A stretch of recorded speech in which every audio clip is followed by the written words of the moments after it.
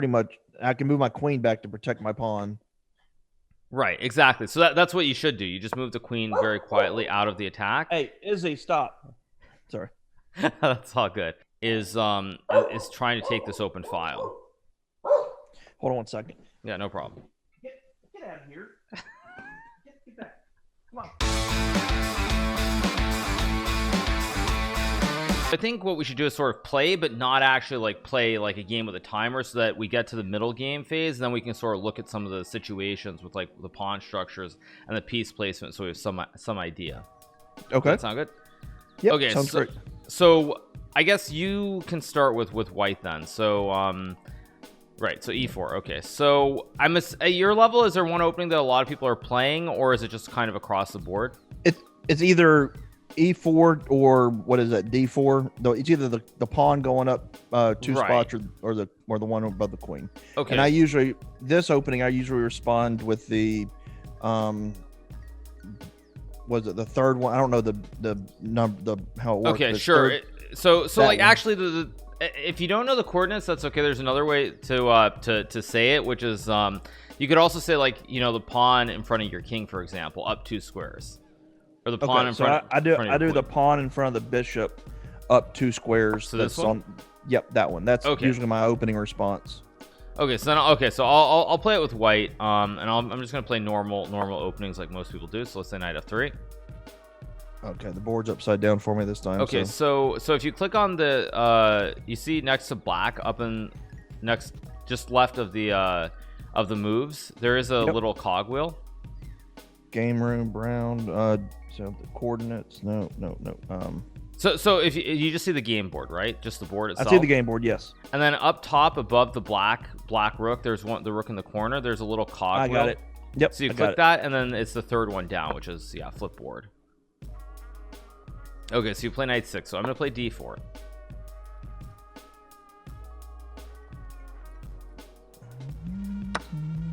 Okay, so this actually is not the best move you want to play. Normally when you play this opening, you take with the pawn.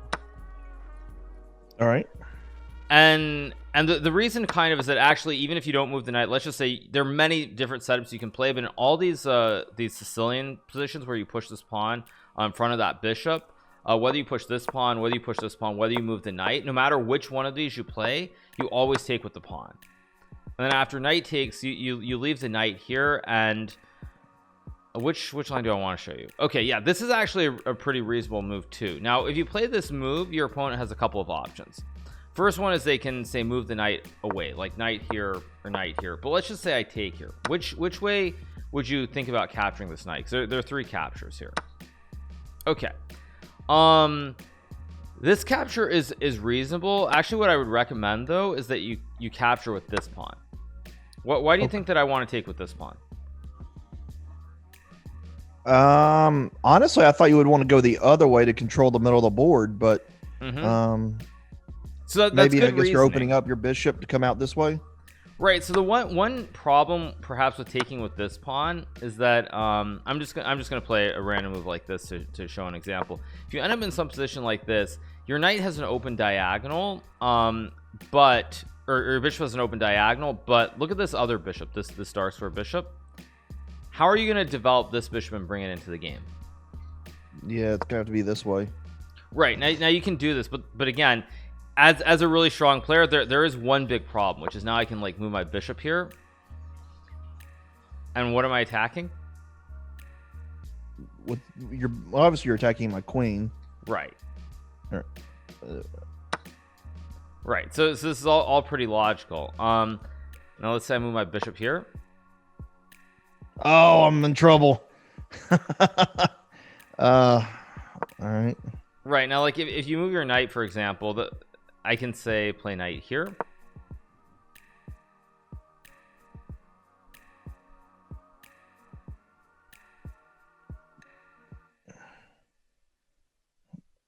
Yeah, I gotta go all the way back down here, damn it. Yeah, so actually this is pretty good. More what I'm trying to get an idea of how well you see the tactics. That's really the purpose of this exercise. So, but you will see there the problem here is that after I take your knight, yeah, I see the problem. now I take back. Yeah, and so the material is actually even here. Both sides have the same number of pawns, bishops, rooks, and queen on the board. But white is much quicker for developing the king out of the center of the board. So I'm just going to castle next move. And you see how your king is kind of stuck here? Like even if you say move your bishop and I castle, your king still can't get out of the middle of the board. Yeah, so I know I'm in bad shape right here.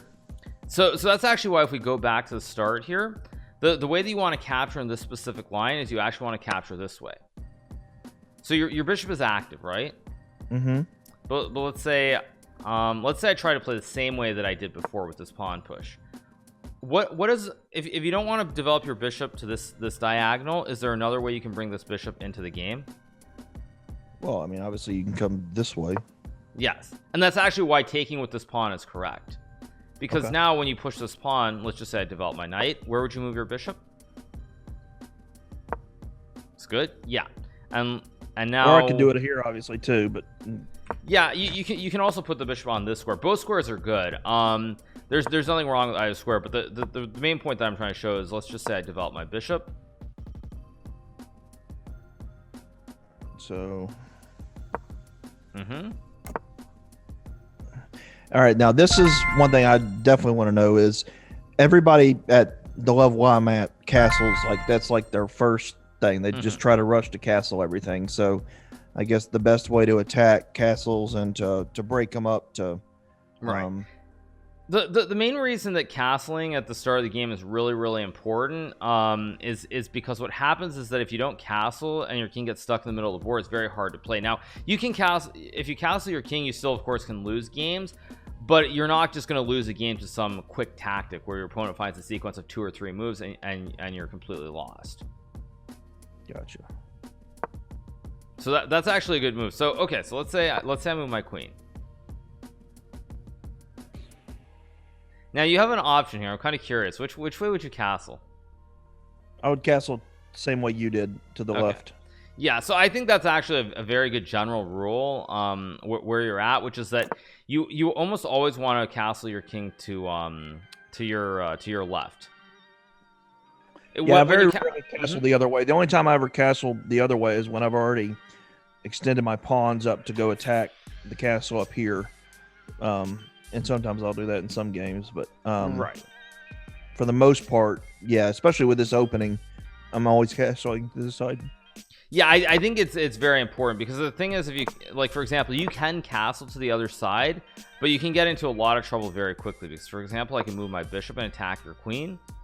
Let's say you move the queen, and now I can push my pawn, and my pawns are coming up the board very quickly here.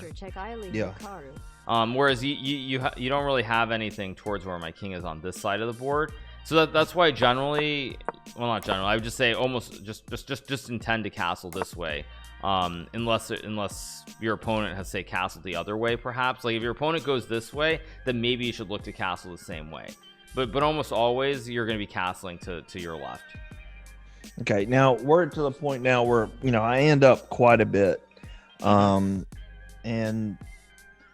I've gotten better at just letting people make mistakes, but finding lines of attack, and pinning pieces are still, you know, something I need obviously to figure out and to work better on stuff like that.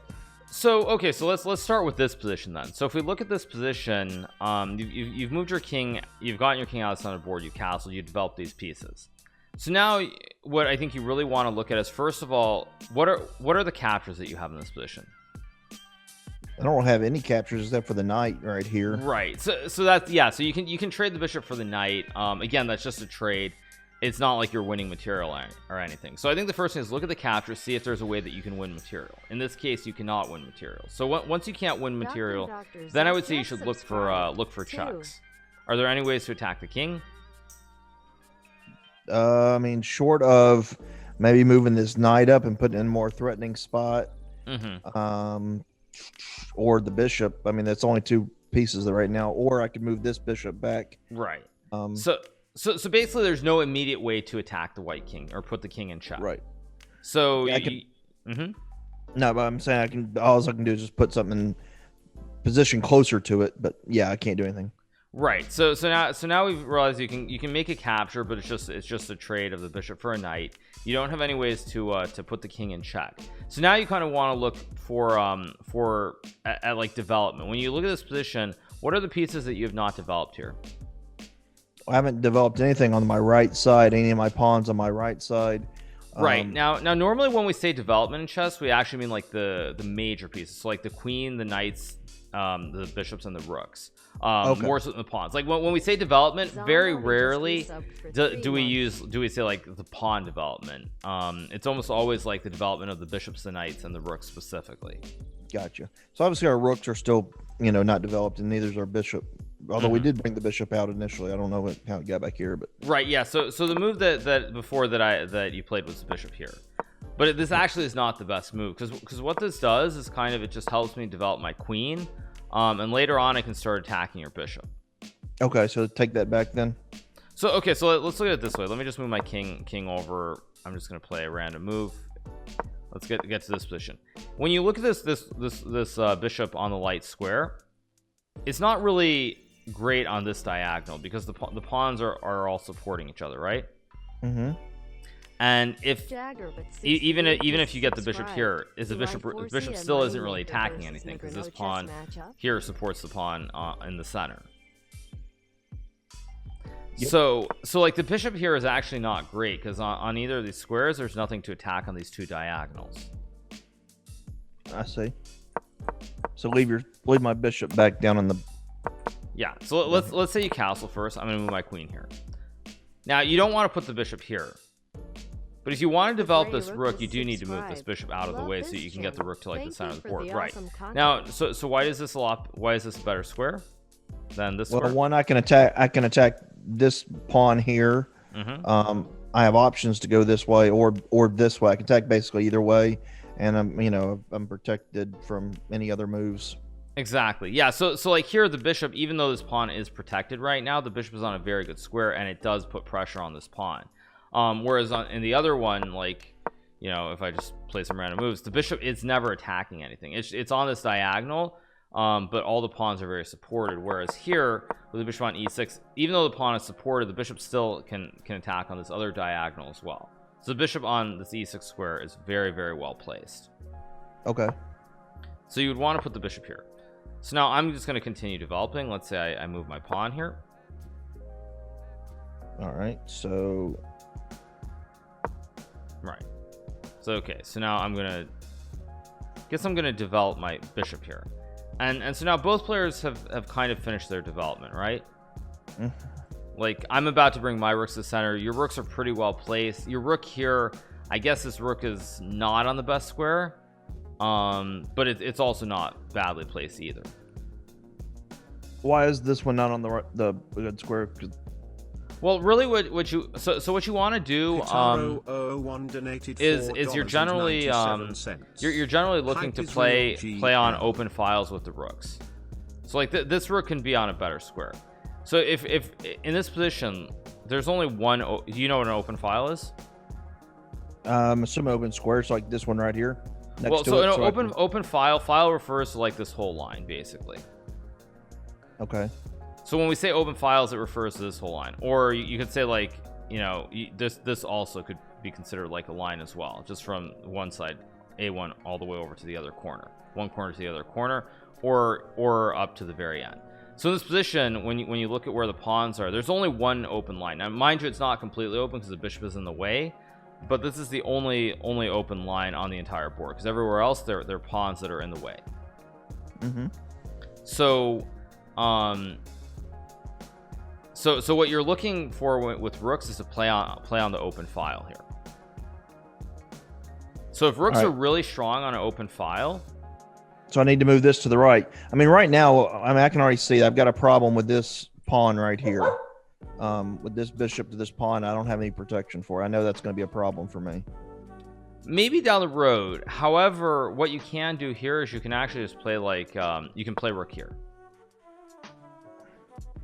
So let's say that I move my knight here. So first of all, let's look at this very carefully. Your queen's under attack, right? What else is under attack? What else am I threatening to capture? My pawn's under attack. My queen's under attack. Exactly. And therefore, you know, you're going to be controlling the middle of the board. Pretty much, I can move my queen back to protect my pawn. Right, exactly. So that's what you should do. You just move the queen very quietly out of the attack. Hey, Izzy, stop. Sorry. That's all good. And you protect. You move the queen. You protect your pawn on e5 here. And so it's actually like you should be worried about this pawn, but what you want to look for here is trying to take this open file. Hold on 1 second. Yeah, no problem. Get out of here. Get back. Come on, get down. Golly. I have 4 dogs and 3 cats, and so it's a noisy house all the time. I don't know. That's great. That's awesome. Yeah. So what yeah. So what you're looking for here is you're looking for kind of to try and take advantage of this open file if you can. So like generally rooks, they're really strong on open files. If let's just say like you see this rook next to your king, right? It's not really in the game here. You have a pawn and a knight in the way, so it can't really attack down on this file towards this white rook. So you really want to put it on a file where it has more potential. So even if you move the rook over here, the rook still isn't really doing much. The bishop and the pawn are in the way of it.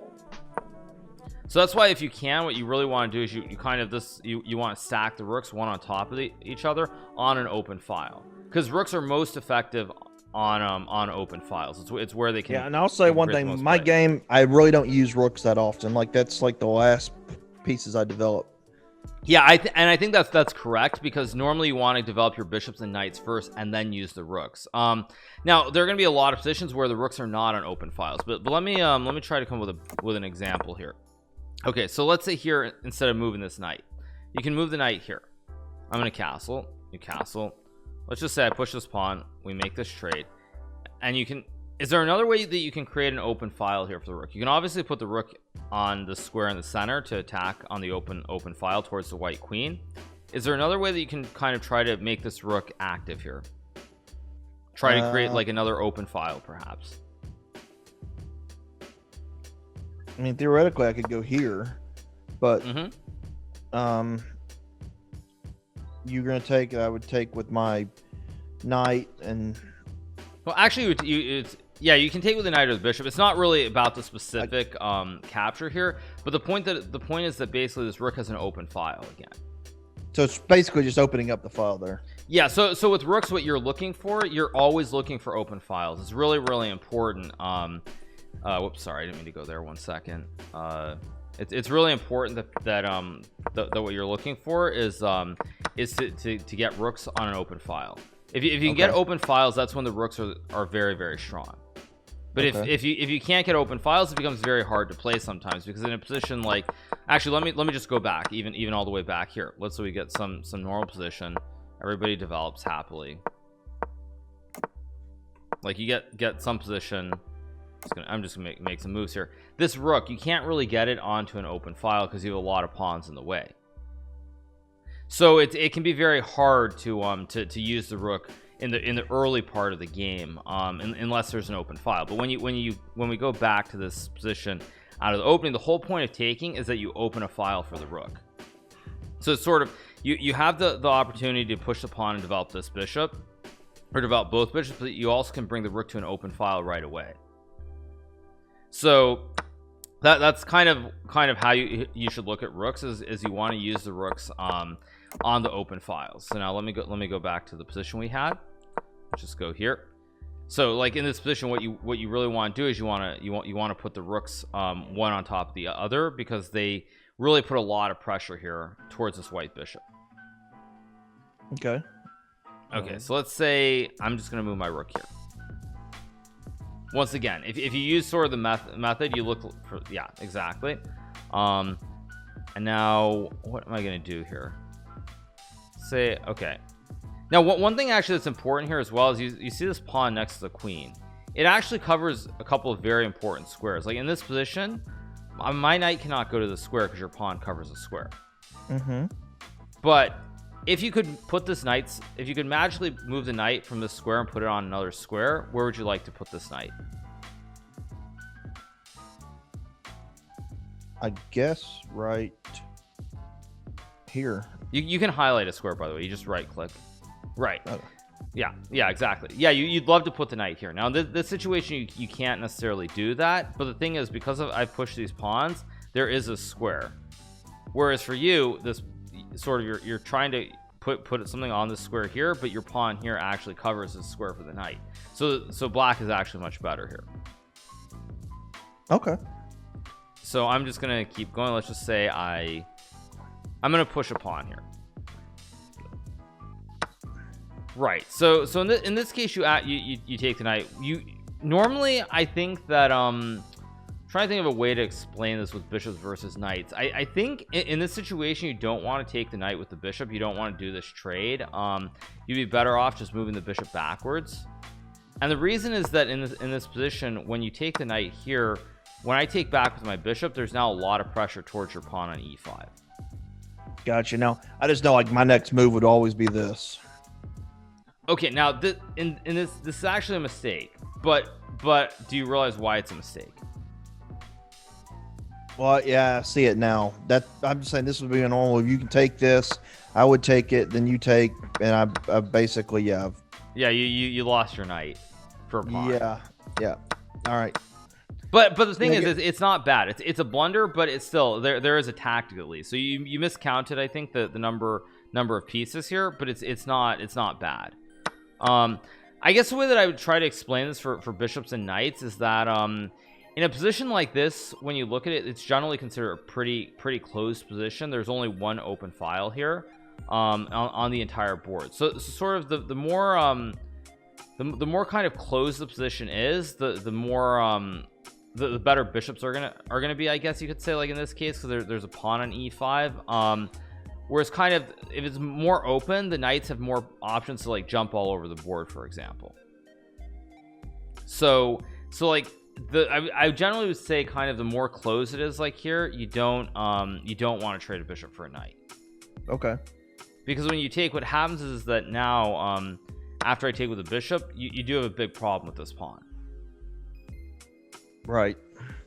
So I would just drop my bishop back down in front of my queen. Well, you could do this, but actually here that this is a mistake. I'm wondering, this is where again knights can be very tricky. Oh, okay. So the knight can go over here, and I just moved the queen. Here, oh, then you fork me. Yeah, exactly. And now when your queen comes up here, and then then that goes there. Right, and now you lose your bishop here. Yep. So you don't really want to move the bishop there. Now why would you not want to put the bishop here? Well, I'm just killing my file here, my row. Exactly. Yeah. So that's why you would move the bishop back to this square. Okay. And now I'm going to play. Say I move my knight here. Okay, so you're gonna. So very good. Yeah. So let's just say I push the pawn here. Now this probably looks like a random move. Do you have any idea why I pushed this pawn?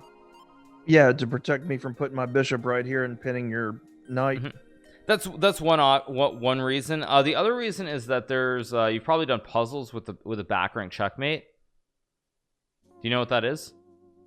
I've done puzzles, but what it's like basically where you have a king that can't come forward. Like you see where your king is right now. Yeah. And you get checked from like the side. Yeah, you're giving yourself an out. Yeah, exactly. So basically what you do is it's sort of a move that there are many reasons. First of all, I do stop you from moving your bishop, but also I always create a square, so if there's ever like a check down here, my king can run up to this h2 square. Okay. So that's why I played this move. So now like when we look at this position, you have pretty much ideal placement, right? Your rooks are placed on perfect squares. Your bishop is pretty good here. Your bishop on e7, not really any better squares. Yeah, but I still can't take anything, and I can't really attack the king. Right. So now, kind of the way that this is also kind of important is with knights.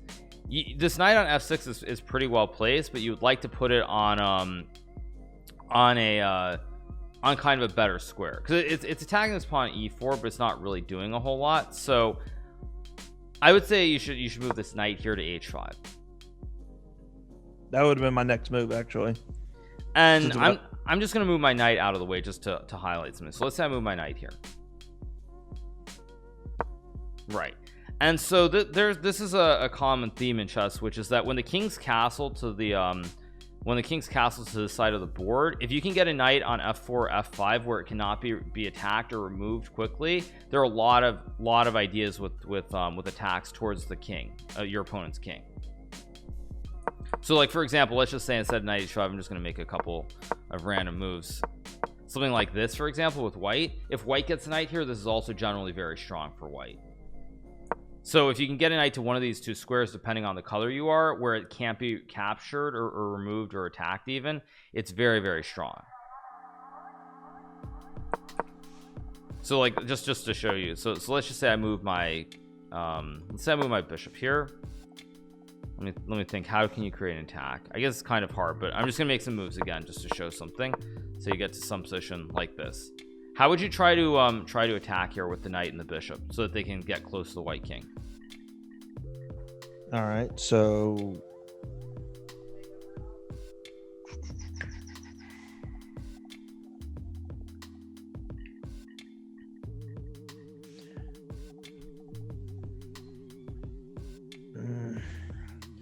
I mean, I wouldn't want to give up my knight to destroy your...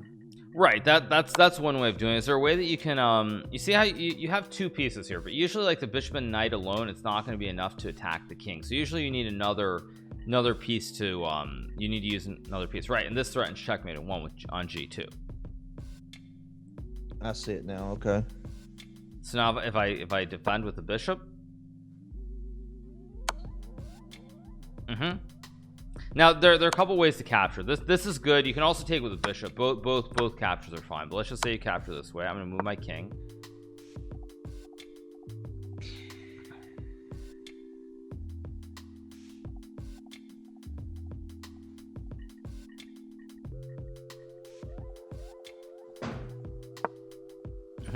Very good. And so now I'm just going to make a random move.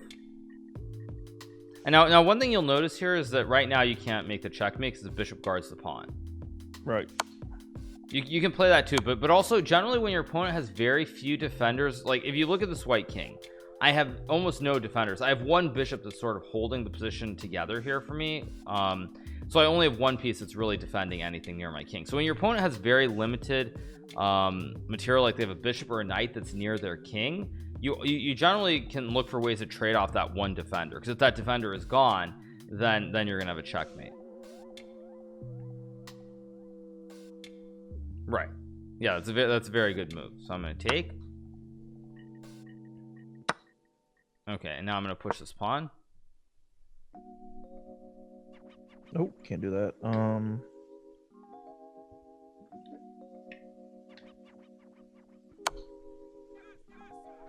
Okay.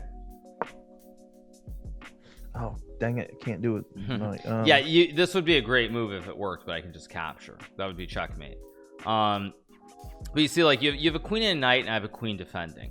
Now when you're trying to attack towards your opponent's king, you have two pieces. I have one that's defending. So two is good, but is there a way to try and use another piece as well to attack? I was gonna use my bishop, but can't.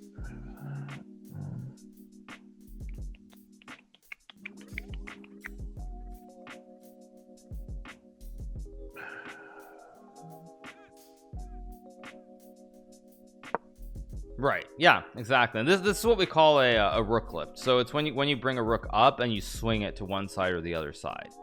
So this is a very, very good move. I've never used this move ever, so it's good. Yeah, no, it's a very good move. And again, the point is that when you're trying to attack, if you can use more pieces, the more likely it is there's going to be a checkmate here. So this is perfect. This is a great move. And this is actually pretty important. Let me go back and see if there's another example I can give, which is like in this position as well. Let's say you take this pawn, I take, and I move my king. You can again play like queen h4. I move my rook, and you can again go for like rook here and go for checkmates with this white king under attack. Like just swing this rook up and go for checkmate. Like if there's a king that's kind of where you've made a sacrifice for the pawns next to the in front of the king, sorry, the rook lift is very, very powerful if you have the option to play for it, like to play rook e6 and rook g6 here. So the rook lift is a really good it's a really good concept. So let's go back here. Okay, so I'm gonna play rook here. Very good. And let's say, how do I stop the threat? Okay. I don't think you can. Okay, so I'm gonna push this pawn here.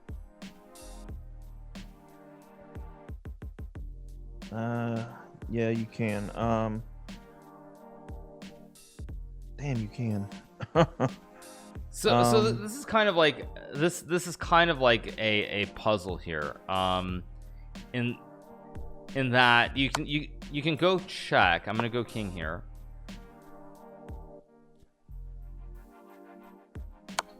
Right. Let's go here.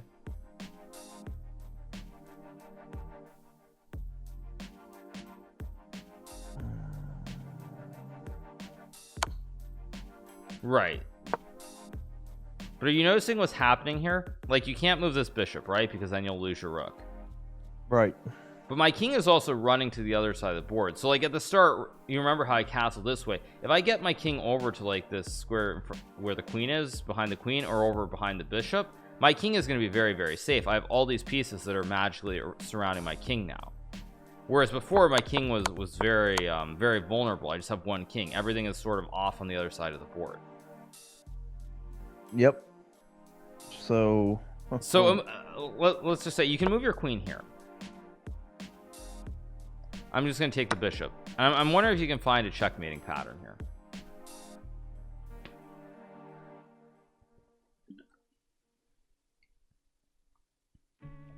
Find a checkmate here, huh?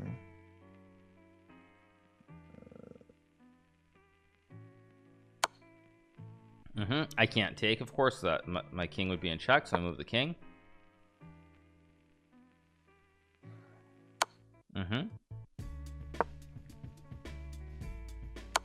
Yeah, very nice. That's checkmate. Sweet. So now if we go back to this position, actually is there another way you can do it?